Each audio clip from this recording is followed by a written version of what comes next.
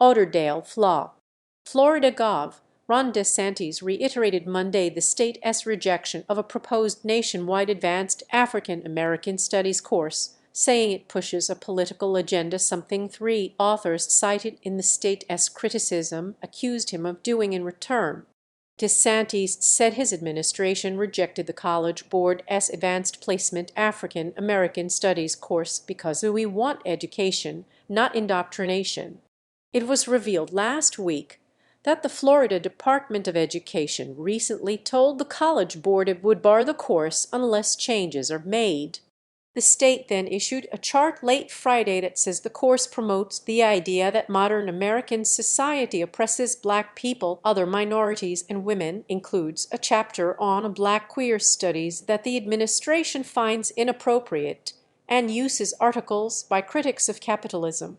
The governor said the course violates legislation dubbed the Stop Woke Act he signed last year. It bars instruction that defines people as necessarily oppressed or privileged based on their race.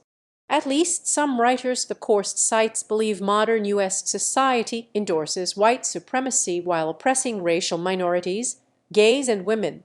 This course on Black history, what's one of the lessons about? Queer theory? Now, who would say that an important part of Black history is queer theory? That is somebody pushing an agenda, said DeSantis. Florida House Democratic leader Fentrice Driscoll called the administration's rejection of the course cowardly and said it sends a clear message that Black Americans' history does not count in Florida. Imagine how boring and closed-minded we'd all be if we only met ideas that we agreed with, she said Monday. The College Board, after a decade of development, is testing the African American Studies course at 60 high schools nationwide. No school or state would be required to offer it after its scheduled rollout. The organization offers AP courses across the academic spectrum, including math, science, social studies, foreign languages, and fine arts. Taught at a college level, students who score high enough on the course's final exam usually earn course credit at their university. The College Board hasn't responded to emails and calls since Friday. It issued a statement last week saying it encourages feedback and will consider changes. The state, in its Friday chart, criticized 5 living authors. The Associated Press emailed them, and 3 responded. The section on Black queer studies includes readings by Roderick Ferguson, a Yale University professor of women's gender and sexuality studies. The state says he exclaims, "We have to encourage and develop practices whereby queerness isn't a surrender to the status quo of race, class, gender, and sexuality." Ferguson said that quote comes from an interview he did about his book, One-Dimensional Queer.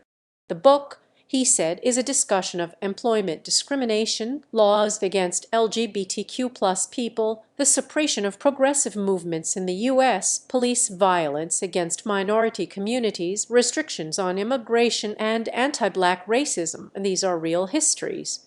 The arguments about them are based on scholarly investigation and research, as are the arguments from the other scholars on this list, Ferguson said.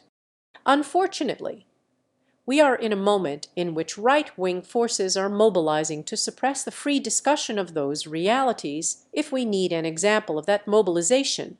The state calls out the course for including Black Study, Black Struggle, a 2016 piece by UCLA history professor Robin D.G. Kelly, saying he argues that activism, rather than the university system, is the catalyst for social transformation.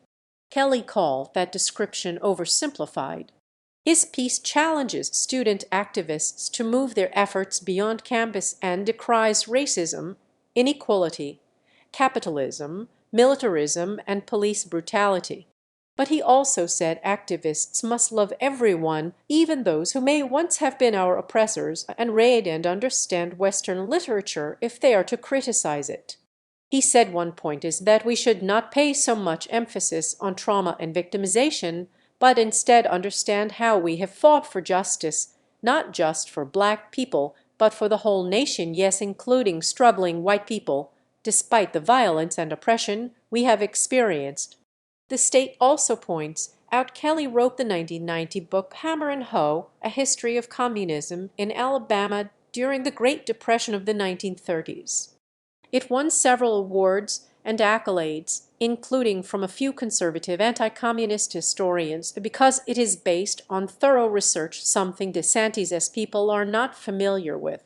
The state criticized the inclusion of a section about Movement for Black Lives, a coalition of more than 50 groups, including Black Lives Matter and the National Conference of Black Lawyers. It says the group wants to abolish prisons and that it alleges there is a war against gay and transsexual Black people. The state criticizes the Section S inclusion of a reading by Leslie K. Jones, an assistant sociology professor at Rutgers University. It cites her, quote, "Black people produce an unquantifiable amount of content for the same social media corporations that reproduce the white supremacist superstructure that suppresses us." Jones said she found no indication that the movement for Black Lives has ever advocated for prison abolition. She is surprised DeSantis' staff attacked her for criticizing social media companies, as he does the same. She said this is why students should have the ability to come to their own conclusions through an evaluation of primary and secondary texts. Is Ron DeSantis claiming that Florida students are unable to formulate their own opinions? She said. Isabura reported from Tallahassee, Florida.